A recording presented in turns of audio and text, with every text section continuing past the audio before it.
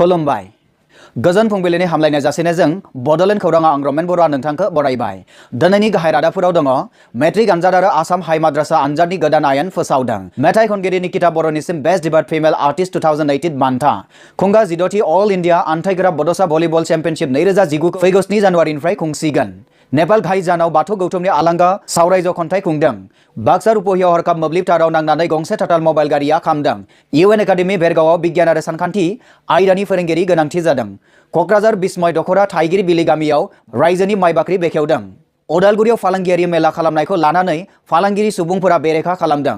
मोखां बिजाबनि थुनलाइयारि हानजा खन्थाइ बिबारा सेथि जोनोम सान फालिदों। लीला राजभाषा एप्सआव बर' राव बिजोंजों हिन्दी रावखौ सोलोंनो हासिगोन। अदालगुरि गांगुमाखायाव सासे सिख्लानि थाखा थफ्ला खावना लांदों। हायद्राबादाव सासे बर' सिख्लाया सासे बर' सेंग्राखौ थगायलांदों। आसामाव केयार प्र मुंनि गोदान फालांगि सफैबाय। नलबारि राङाफालियाव बाथौ धोरोमनि बागै गुवारै सावरायलायनायनि सेमिनार खुंनो लाहार फाहार खालामनाय जादों। नोंथाङा नायगासिनो दङ बडलेण्ड खौरां। दानिया फैदो आबुं रादाबाव। हादोरसानि आनजाद खुंगिरि board of secondary education Assam सेबाया फैगौ हाई स्कुल लिभिं सार्टिफिकेट आरो आसाम हाइ माद्रासा आनजाद एबा मेट्रिक आनजादनि जोबथा आनजादखौ फैगौ बोसोरनि फेब्रुवारि दाननि नैथि सप्तानिफ्राय खुंफुंनो साखाफारा जादों। खौरां मोननाय बादिब्ला मोनफ्रोमबो आनजादनि मिरुफोराव रोखा नुथायनि सीसीटीवी केमेरा थागोन। बेजों लोगोसे आनजादनि थाखाय आनजादाव जिरायग्रा बिजाथि आरो आनजाद नायगिरिफोरनि थाखाय गोदान आयेन फोसावनानै होदों। थांनाय शनिबारखालि मोनफ्रोमबो जिल्लानि अधिबिद्या परिषदजों लोगोसे सेबा बर्डनि बिफाना आनजाद लानाय आरो नायनायनि सोमोन्दै गुवाहाटीआव जथुमा लानानै सावरायमेल खुंफुङो। बे सावरायमेलाव जिल्ला प्रग्राम अफिसार, आनजाद मिरुनि सामलायगिरि आरो सेबा बर्डनि गुबुन गुबुन बिफाननि सोद्रोमाफोरा बाहागो लादोंमोन होनना मिथिनो मोनो। सेबा बर्डनि गाहाय चेयारमेन राकेश जैन बिथाङा बुङो दि फैगौ 2019 मायथाइनि HSLC AHM आनजादनि थाखाय आनजाद नायगिरि आरो आनजाद होगिरिफोरनि थाखाय माखासे गोदान आयेन थिसनगोन। मोनफ्रोमबो आनजादनि मिरुफोराव रोखा नुजाथि सीसीटीवी थागोन। आनजादनि मिरु सिङाव जानबुं एबा मबाइल फनखौ बाहायनो मोननाय नङा। आनजादनि थाखाय गोसोम गाबनि रेबगन एबा कलमखौ बाहायनो हागोन होनना बिथाङा बुङो। सेबा बर्डनि गाहाय नेहाथारि सुरन्जना सेनापति बिथाङा बुङो दि बे बारनिफ्राय आनजाद नायगिरिया गाव गावनि सहिखौ गुसुङै होनो मोनला, नाथाय गावनि आबुं मुंखौ लिरनो नांगोन। बिथांमोना आनजाद होगिरिफोर लांदेरनाय बिलाइ एडिशनेल शीटनि सोमोन्दै होखानाय बाक्सआव लिरनानै होनांगोन, जाय बाक्सआ गिबि बिलाइयावनो रोखायै होनाय जादों। बे बोसोराव गासै 3.5 आनजादनि बिजाथिफोरा गासै 850 आनजादनि मिरुफोराव जिरायगोन। आनजादनि समाव मोनफ्रोमबो जिल्ला खुंथाय आरो जिल्लानि पुलिसफोरा लोगोआव थागोन होननानै बिथाङा बुंबावो। प्राइम इस्ट एन्टारटेनमेन्ट प्राइभेट लिमिटेडनि बानजायनायाव मेथाइ रोजाबगिरि निकिता बर'आ बेस्ट डिबेट फिमेल आर्टिस्ट 2018 बान्थाखौ गय गय गय होननाय मेथाइनि थाखाय मोननो हादों होनना मिथिनो मोननाय जादों। नेपाल घाइजानाव थांनाय 16 दिसेम्बर खालाराव आलांगा सावराय ज' खन्थाइ जानानै थांबाय होननानै मिथिनो मोननाय जादों। फैगौ दुलाराय बाथौ गौतमनि खुंगा 26थि बोसोरारि जथुमा, अदालगुरि जिल्ला दुलाराय बाथौ गौतमनि 28थि बोसोरारि जथुमा आरो माजबाद बियाब दुलाराय बाथौ गौतमनि रुफाथि मायथाइ फोरबो खुंथाइ खालार 19, 20, 21 आरो 22 जानुवारि 2019 बै मेहेरगोनां हाबाफारियाव बाहागो लाहैनो थाखाय बे आफादनि गेजेरजों खौरां होफैदों। लोगोसे बे मेलाव फैगौ बोसोराव सोनाब बंग, दार्जिलिं आरो नेपाल हादोरनि जिल्ला आफादा जथाय लाइमोन आरो माइनाव आफादनि 3थि सावरायमा मेल हाबाफारि थाखायबो खुंफुंना हरनांगौनि थाखाय गुवारै सावरायनाय जायो। आथिखालनि नेपाल हादोरनि बाथौ सिबियारि आफादनि आफादगिरि मानिनां मुस्रि रुपेश मेस, नेहाथारि खला आकाश बसुमतारी बिथांमोनजों नेपालि इसिङारि थासारिनि बायदि बायदि आंखालखौ बोस्रांनो आरो फोसावनो थाखाय मागो दाननि गेजेरावनो हाथाइ खनसे मावबादा लानो थिरांथा खालामनाय जायो। बे सावरायमेलाव सावरायफैदोंमोन दुलाराय बाथौ गौतमनि जानानै गागि आफादनि लोगो बुंथिगिरि मुस्रि सुरेश इस्लारि। थांनाय 19 दिसेम्बर खालारखालि मोखां बिजाबनि थुनलाइयारि हानजा खन्थाइ बिबारा कामरुप जिल्लानि बेन्दोंआव थानाय रङि आन्चलिक जनजातीय उन्नयन संघआव मोनसे थेलेबलेब हाबाफारिजों जोनोम सानखौ फालिनाय जायो होननानै जोंनिसिम खौरां मोनफैदों। हाबाफारिखौ आफादगिरिनि मासि लानानै सामलायलाङो लिरगिरि आरो खन्थाइ बिबार हानजानि लोगो सामलायगिरि कम्फु खुंगुर ब्रह्मआ। रायखांनो गोनांदि खन्थाइ बिबार हानजानि गाहाय सामलायगिरि दिपेन चन्द्र बर'आ हानजानि मावफुं सामलायगिरि जोंमा बर' लोगो सामलायगिरि कम्फु खुंगुर ब्रह्म, बिश्वजित बसुमतारी आरो देबेश्वर बर'खौ बिजाबनि थफ्ला होनानै मान बावनायजों लोगोसे हाबाफारियाव नुजाथिफैनाय आलासिफोरनोबो बिजाब बावहरनाय जायो।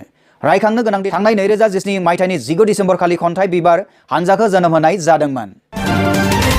बाक्सा रुपहियाव हरखाब मोब्लिबनि ताराव नांनानै गंसे टाटा मबाइल गारिया खामदों होननानै जोंनिसिम खौरां मोनफैदों। सुलुङाव जोंनिसिम ओनसोलनि मानसिया फोरमायहरनाय बादिब्ला बरगाव गामिनि लामायाव गंसे टाटा मबाइल जिगाब गोनां गारिया मोब्लिबनि हाजार लाइनाव नांना सर्ट सार्किट जानानै गंसे टाटा मबाइल गारिया सेवहांगार जायो होननानै जोंनिसिम खौरां मोनफैदों। खौरांनिफ्राय मोनथिनो मोननाय बादिब्ला बेवहाय जेबो जिउ खहा जायाखै।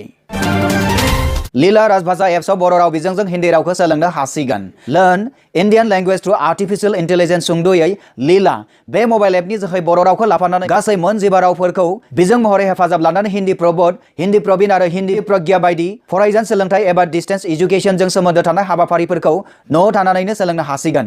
बे एपखौ मोबाइल प्ले स्ट'रआव मोननाय जायो। UN एकाडेमि भेरगावआव सोलोंथाइ बोसोर 2019 नि थाखाय बिगियान आरो सानखान्थि आयदानि फोरोंगिरिनि गोनांथि जादों होनना जोंनिसिम खौरां मोनफैदों। गोसो गुदुं बिजाथिफोरा 9101514286 जानबुं नम्बराव सुलाद लानो खावलायदों फरायसालिनि सामलाय आफादा। थांनाय 14 डिसेम्बर खालारखालि क'क्राझार जिल्लानि थाइगिर बिलो गामियाव फुंबिलिनि 9 रिंगायाव रायजोनि माइ बाख्रि बेखेवनायखौ खालामनाय जायो होनना जोंनिसिम खौरां मोनफैदों। मोनथिनो मोननाय बादिब्ला रायजोनि माइनि बिबाङा गासै 700,000 थिं। बे रादाबखौ जोंनिसिम दैथायहरदों क'क्राझारनिफ्राय मिथुन बसुमतारी बिथाङा। खृष्टान धोरोमनि गोथार सान बर'दिन जागायजेननायनि सिगां अदालगुरियाव थांनाय 18 डिसेम्बराव जायगायारि फालांगिरिफोरनि प्रटेस्ट जालाङो होननानै मिथिनो मोननाय जादों। मोनथिनो मोननाय बादिब्ला बरदिननि सिगां अदालगुरि फालांगियारि मेलाखौ प्रटेस्ट खालामनाय थांखियै गावबा गावनि गलाफोरखौ बन्द खालामनानै बयबो प्रटेस्ट खालामनायाव बारसोमो।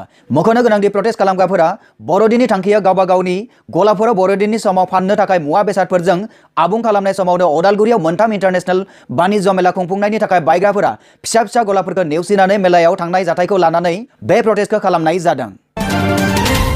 अदालगुरि जिल्लानि सिङाव थानाय गांगुमाखा खांखालिनि सेरिकालसार मावख'आव थांनाय 19 डिसेम्बर खालारखालि दानाय लुनायनि फोरोंबाय थानाय समाव हरखाबै सोरबा सुबुङा मैनासारि बसुमतारीनि मानि बेगखौ लानानै थाङो होननानै जोंनिसिम खौरां मोनफैदों। लांजानाय बेगाव 20,000 रांनि फुलखरि सना, 1,600 रांनि गन्थंनि खिरु, भटार कार्ड, पान कार्ड आरो स्कुटि गारिनि आरसि दंमोन होनना मिथिनो मोननाय जादों। नाथाय दासिमबो सिखावखौ हमनो हानाय जायाखै। 16थि अल इन्डिया आन्थाइगोरा बड'सा day and night volleyball championship 2019 खौ खाग्राबारि स्पर्ट्स एसोसिएशननि बानजायनायाव 7 जानुवारि 2019 खालारनिफ्राय बाक्सा खाग्राबारियाव खुंनाय जासिगोन होनना खौरां मोननाय जादों। खौरां मोननाय बादिब्ला खुंजानो गोनां बादायलायनायनि बादायारि हानजाफोरा थि जाबाय। बे खौरांखौ जोंनिसिम दैथायहरदों खाग्राबारिनिफ्राय बिलास बर'आ। आसामाव मोनसे केयार प्र होननाय गोदान फालांगि सफैबाय होनना खौरां मोननाय जादों। बेवहाय होम केयार, बिउटि केयार आरो हेल्थ केयारनि बेसादफोर मोननाय जागोन। बेनि सोमोन्दै मिथिनो थाखाय 6001092918 आव सुलाद लानो हागोन। बे फालांगिजों लोब्बा थानाय सुबुंनि मुङा गुवाहाटीनि डक्टर पद्मेश्वर बसुमतारी बिथां। हायद्राबाद नोगोराव सासे रिंकुमनि दैमारि होननाय सासे बर' सिख्लाया अरुण कुमार बसुमतारी होननाय सेंग्राखौ फोथाय खेबस'यै गारनानै थाङो होनना जोंनिसिम फोरमायहरदों अरुण कुमार बसुमतारीया गावनो। आं हायद्राबादाव 5 बोसोरनिफ्राय दङ। हायद्राबादाव आङो गारि टेक्सि सालायो, गारि सालायनानै बिदिनो एसे एनै रां खामायनाय जायो। नाथाय आं बेयाव मरिगाव डिस्ट्रिक्टनि रिंकुमनि दैमारि होननाय सासे सिख्लाया हायद्राबादाव फैनानै आंजों 2 बोसोरनिफ्राय सिनाखि। फोरमायहरनाय बादिब्ला अरुणा बिश्वनाथ सारियालिनि आरो रिंकुमनिया मरिगाव जिल्लानि। सानैबो हायद्राबादाव लोगो मोनलायो आरो सानैबो मोजां सोमोन्दोआव फैयो। नाथाय आं बेयाव मरिगाव डिस्ट्रिक्टनि रिंकुमनि दैमारि होननाय सासे सिख्लाया हायद्राबादाव फैनानै आंजों 2 बोसोरनिफ्राय सिनाखि। बोसोरनै बा आराय बोसोर थानानै बे हायद्राबादनिफ्राय थांबाय। खिन्थु आंजों लोगो मोनफैजेननायनिफ्रायनो आंजों सिनाखिमोन। खिन्थु बियो आंनिफ्राय मोजां मोनलायनानै 1 बोसोर गोसो थोलायनानै नाथाय बावैसो मोनसे फिसा बाथ्राखौ लानानै हिन्जावसाया 2,000 रां लानानै अरुणखौ गारनानै थाङो होननानै अरुणा गाव फोरमायथिदों। नाथाय बे आंनिफ्राय 20,000 रांबो एक्सट्रा लादोंमोन आरो 500, 600, 1,000 बेफोरखौथ' आं हिसाबानो गैया। खिन्थु बर' जानानै बर' बेबायदि खालामनाया जोबोद दुखुनांथाव जोबोद। बिनि थाखायनो जोंबायदि सेंग्रा मानसिफ्रा जेसेबांखि परदेशआव जाया मानो, दिल्लीयानो जा, मुम्बाइआनो जा, हायद्राबाद जा, जेरावखि जाया, आमेरिका, लण्डनानो जा, रावखौबो राव परदेशआव मोजां मोननाय हुदाखौ गार। माब्लाबा बेबायदि जानाङा। बेबायदि जायोब्ला गावनो गाव उनाव बहुद फस्थायनांगोन। गावनि बर' हारि सिख्लायानो जुदि बेबायदि खालामोबा मालाय हारि सिख्लाफ्रा माबोरै खालामगोन बेखौ इसोरा बुंनो हाया रावबो। बेखायनो आं सानो बर' हारिया जेसेबांखि सेंग्रायानो जा सिख्लायानो जा बाहेरायाव फैनानै मोजां जिखुनु जबानो मावा मानो बेबायदि सिख्ला सेंग्रा गोसोथोलायनाय हुदाखौ गार। आं बेखौनो जोंनि बर' रायजोफोरखौ खावलायो।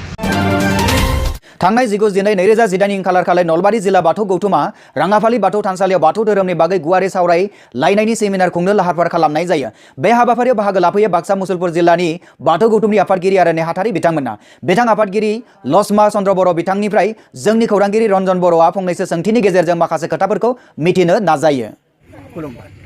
बे समाव आं नलबारि जिल्ला धमधम राङाफालि गामिनि बाथौ थानसालिनि लांगोनायाव दुलाराय बाथौ गौथुमनि मानगोनां आफादगिरि बाक्सा मुसलपुरनि मानगोनां लक्ष्मण चन्द्र बर'जों दान्दिसे मोगा मोगि लानो नागिरदों। खुलुमबाय।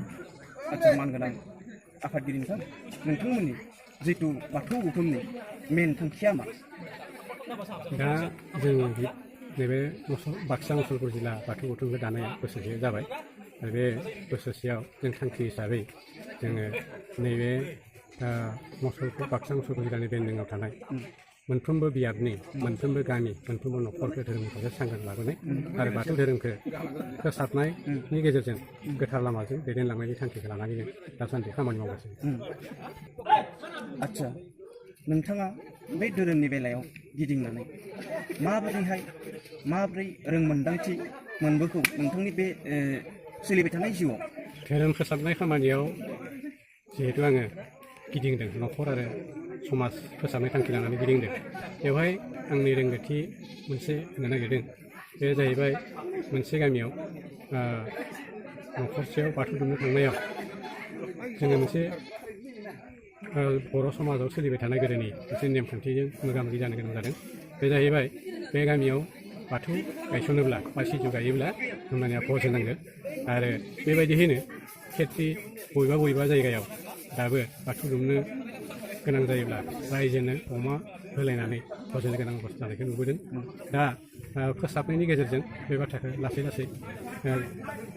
गैया खालामनो थाखाय नाजानाय जादों।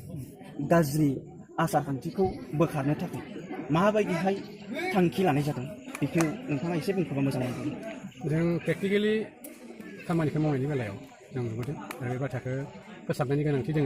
मानोना जोंनिया दुखियानो जा गोनाङानो जा गासैबो जिहेतु न'खरावनो बाथौखौ दुमनो गोनां जायो। बेनिखायनो बे भज जाहोनाय एबा अमा होलायनाय बे खान्थिखौ बोखारनो थाखाय फोसाबनो थाखाय जौसाय बोलि बोखारनो थाखाय जोङो बाथौ दुमनायनि लोगोसे बे न'खरनो बोसोन खायसे होबोयो आरो बे बोसोननि गेजेरजोंनो जोङो बे खान्थि गाज्रि खान्थि जोंनि गेजेराव हाबना थानाय गाज्रि नेमखान्थि आसारखान्थि बेफोरखौ फोसाबनो नाजाबोनाय जागोन।